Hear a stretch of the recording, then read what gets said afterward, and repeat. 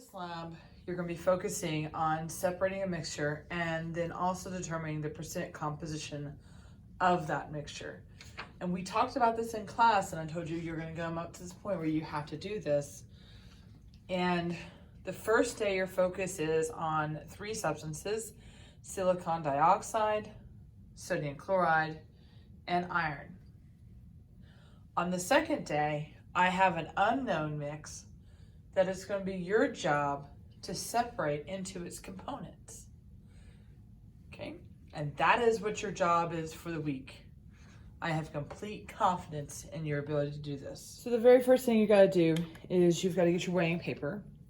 And I would recommend going ahead and labeling it with each of the compounds or the substances you're going to get. And then you're supposed to weigh out between 0.5 to 1.0 grams of the substance. So you're going to use your scoopla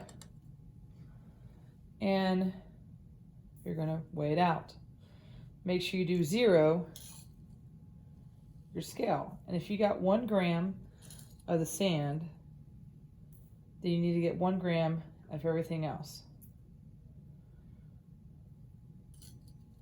And notice I'm taking my time trying to get to the 1 gram. Okay? The reason is that if you get too much, you're technically not supposed to put it back into the container. You're actually supposed to dispose of it because there's a chance that you may cross-contaminate. So be aware of that. Take your time, systematically approach it, and you should be able to get to 1 gram.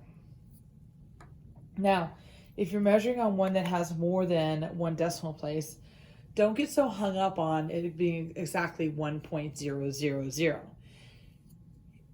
If it's not quite, record what you have. That's why we have our data tables, and that's why we put it into our data tables. So stop for a moment and observe what you have between the 3. I want you to take time to record the physical appearance of each of the substances. Once you have that done, then it asks you to take a magnet and a plastic bag, and we're now going to check to see if these have the properties of where they are magnetic. And so it has in a plastic bag, so in case you stick it next to it and it sticks, we can pull it off. But you can also rub underneath it and see what happens.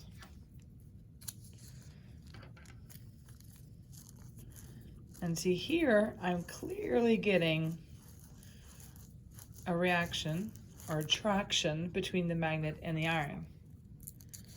And we'll try with the sodium chloride. There's nothing. The reason for the bag is in case you do this, we can still get it off. Okay? And the easiest way is to come in here, grab the magnet, and pull it away. Now my magnet is free of the iron filings. So the next step asks you to check for solubility. So we have 3 test tubes here. And I've added water to 2 of them. So I'm going to take 2 milliliters of the water in the graduate cylinder. I'm going to add it to the 3rd test tube. And so I'm just going to get a little bit of each. Place it in there and see if I can get it to dissolve. Make sure you clean your scoopla in between. And notice I don't have that much on my scoopla. Okay. Clean it.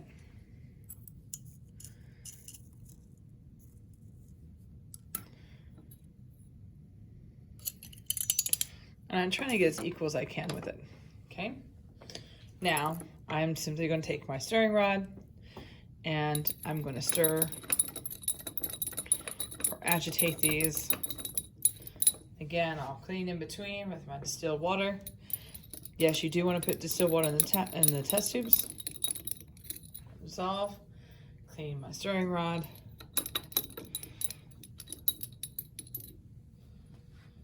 and then we're gonna look at our results. Okay.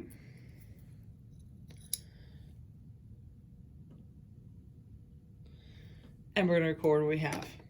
That's solubility. Okay. So the next part says they want you to combine these. Okay. And I can combine them here. Maybe you want to stir them a little bit. The key thing is this is a physical or chemical change.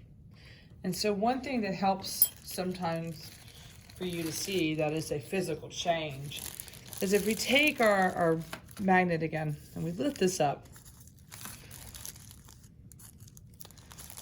I'm still going to get that movement with the iron, but not with anything else.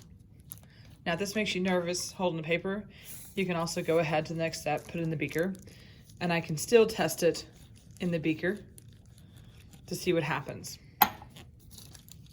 Now, the next thing it has you do is they want you adding 10 milliliters of water.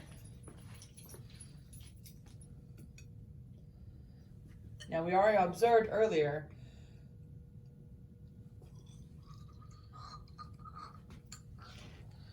how you pull those out. Now,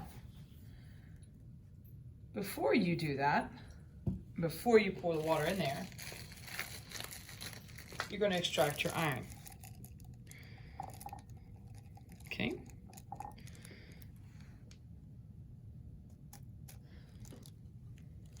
Because the iron is not involved in this next part. And take a look at it. How well did you extract only the iron? Do you have a little bit of something else attached to it or not? Now, I'm going to add my water to what's left, and I'm going to stir. Now, at this point, if it's not dissolving well enough for you, you can apply a little heat with a hot plate, but it should dissolve quite well for you. So now the question becomes, is this a physical or chemical change? And if this is a physical change, that means I can get it back out again. So the next thing up is how to filter. Okay, so I'm going to set up my stand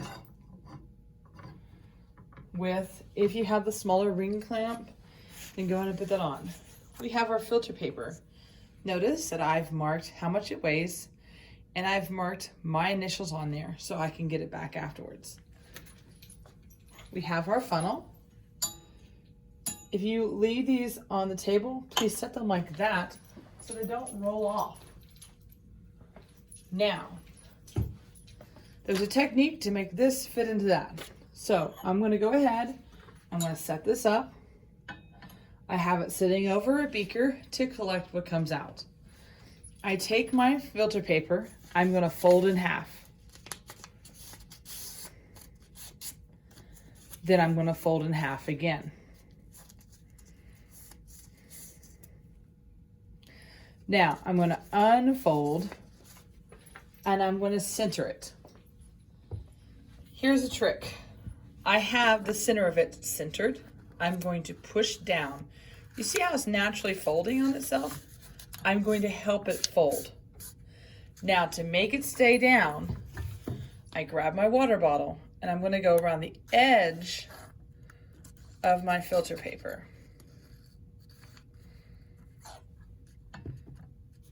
Now, may have to get some more right here, but this is how we're going to make our filter paper stay down.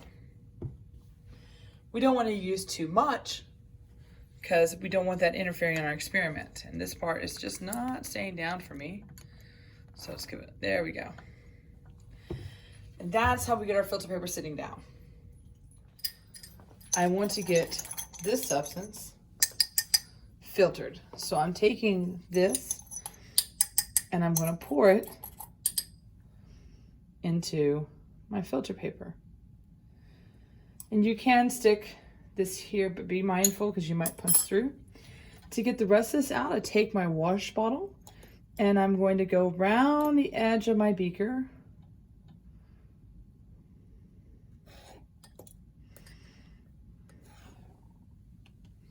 And I'm going to do a visual check.